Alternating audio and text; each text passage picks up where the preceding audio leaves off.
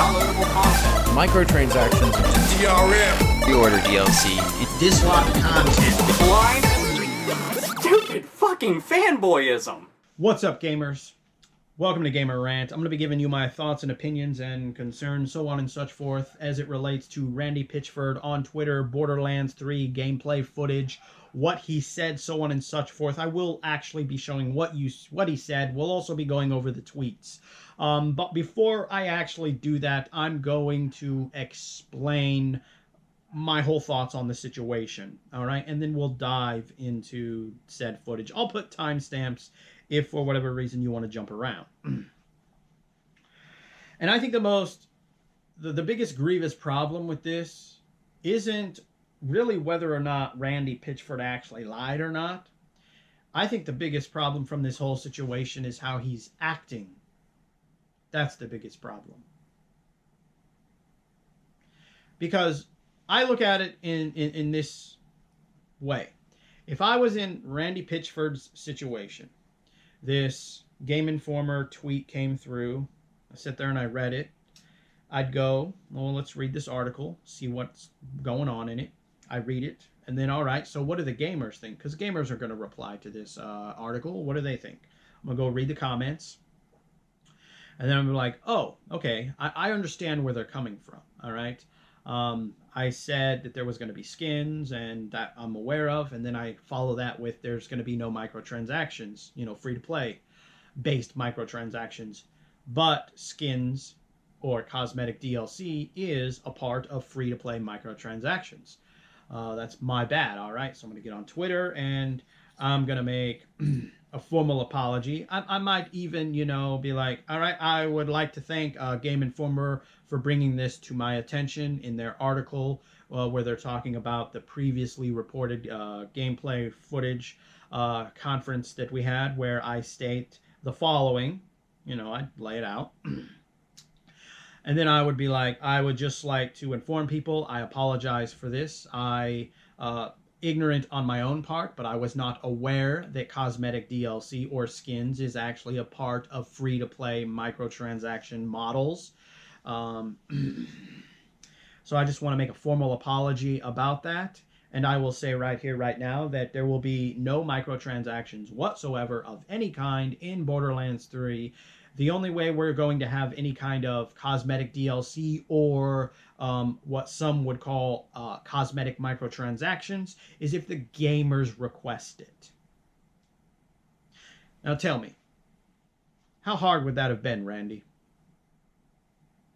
But instead, what you're about to see is what he states in the video, his basic tantrum, and then his own tantrum and glorification on his own Twitter account. Because this isn't just about Game Informer calling him a liar. Besides the fact, Randy Pitchford, you should already know that gamers think you're a liar even without this article because you have lied before. Your so-called integrity, to be honest, isn't really high up on high-level standards. You've lied before. So, ironically, this has nothing to do with the Game Informer article, other than when gamers read it, they know that you've lied before, and of course they're going to assume you're lying now. But that is no fault of Game Informer. That's a fault of your own. My mother once told me, if you just be honest, you get in less trouble. My mom didn't say this. Now I'm going off to another thought. When you make a mistake, own up to the mistake. Learn from the mistake. This is the one thing that Randy Pitchford has never done every time he has actually been caught in a lie. He's never formally apologized for the lies he has told, and he's never actually owned up to the mistakes that he's made in representation to the lies he has told himself. But yet, one article, one tweet comes out that doesn't even directly say Randy Pitchford is a fucking liar. It's just pointing out something that he said that is inaccurate and a misrepresentation of the game and the developer itself. but yet he wants to spend his Twitter time throwing a tantrum instead of being an adult and owning up to his mistake. Anyway, that's all I have to say for now. Let's jump into the next footage of this video. All right. Well, we're going to show the video clip and we're going to somewhat go over his tweets.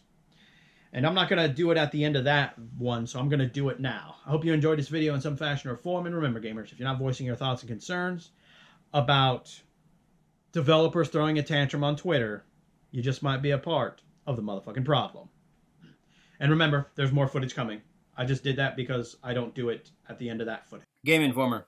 Despite Gearbox CEO Randy Pitchford's comment about no microtransactions Borderlands 3 during today's live stream, we have been told cosmetics items are still purchasable. Randy Pitchford. Come on, guys. Shitty clickbait headline. Literally seconds before I said that, I made it very clear we're going to do more cosmetic stuff like we did in Borderlands 2. You know, I was talking about premium currency and loot boxes kind of stuff not being in our game. Why you guys would fuck me on this is beyond me. Thanks a lot. That has nothing to do. That's a customer question. That's a customer question. There'll be tons of cosmetic drops as free. This is also a question, but just trust me on this one. In Borderlands 3, currently there are no plans for any cosmetic DLC, but I anticipate there will be customer demand post-launch that we will be excited to meet, just as we did with additional optional cosmetic DLC for Borderlands 2. Game Informer chose to make a clickbait tweet that muddied and confused the situation. I hope I have clarified it for you. Pledge to correct issues with their reporting, but I have seen no evidence of that yet. It's totally forgivable issue, but they have put on notice with clear evidence of their readers now believing me to be a liar because of their poor choice of words. And can help to clarify or can leave it. Their behavior next to defines my posture. This is important to me. Do you believe my intent on stage was to mislead, or do you believe I was being sincere? I'm going to quickly pause for this. I think, because I've watched the video and I will show it to you, I think that it comes down to maybe he just didn't know that cosmetic DLC, that's another term for it, is microtransactions. They are one and the same thing. That's what I inherently think. But, you know, ironically,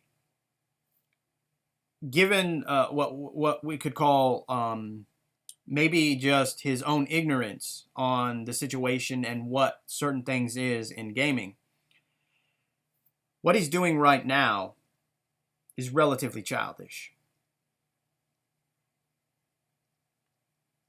But, you know, he decides to jump further down the rabbit hole. But before he jumps further down the rabbit hole, context. What it is. And if you want to play offline, we've got you. If you want to play online, of course, all the co-op modes you expect are there. Yeah, we're going to do some kick-ass campaign DLC, and I'm sure we're going to do all kinds of fun customizations like heads and skins, but we're not doing any of that free-to-play junk. There's not going to be any microtransactions. We've got you. If you want to play online, of course, all the co-op modes you expect are there. Yeah, we're going to do some kick-ass campaign DLC, and I'm sure we're going to do all kinds of fun customizations like heads and skins, but we're not doing any of that free-to-play junk. There's not going to be any microtransactions. There's not going to be any of that. We've got you. If you want to play online, of course, all the co-op modes you expect are there.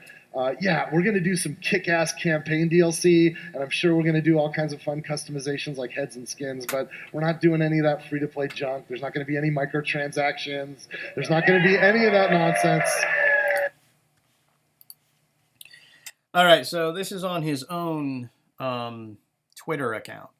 Now, I'm going to make sure that all of these tweets can be seen in my video because I'm not going to sit here and read them all. I'm basically going to summarize, all right? So, inherently what we ultimately find is that he starts with this. Ironically, we also have this right before that. Now, they may not inherently be one in the same thing, but, you know, clearly they were tweeted not too long ago after each other. So we go up further. He talks about how he stood on the stage in front of a live audience, press streamers, audience, and hundreds of peoples and gamers sharing the game's event to play. All right. He also talks about how he allowed people to play the game and even stream it. All right, for 90 minutes. He also talks about how he cannot recall a more transparent preview event of this scale. Happy to be corrected. Well, on stage, I affirm my commitment to Borderlands 3 was designed to be what a Borderlands game is supposed to be. I talked about story, style, and design.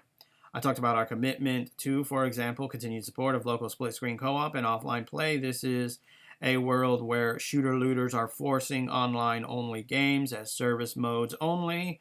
Ironically, not just first-person shooters. We can look at Mortal Kombat, always online as well. I made a commitment that Borderlands 3 would be supported after launch with big, fun, valuable campaign DLC and character modifications. I made a commitment to these feelings right at home to players of previous Borderlands games. Our post-launch plans are in flux as we are finishing the main game, but we have committed, robust, blah, blah, blah, blah, blah. And let's see, I believe Game Informer to have a clear understanding of what was done in Borderlands 2. So he basically goes outside of the Game Informer tweet. And he comes to his own thing. And number one, he starts glorifying himself and Gearbox. And then he throws in the whole controversy for Game Informer. So once again, this salty little boy is, you know, it kind of makes me wonder if that shouldn't say Randy Trump instead of Randy Pitchford, because you know, he's doing the same thing that Trump would be doing if Trump was called out on some kind of bullshit.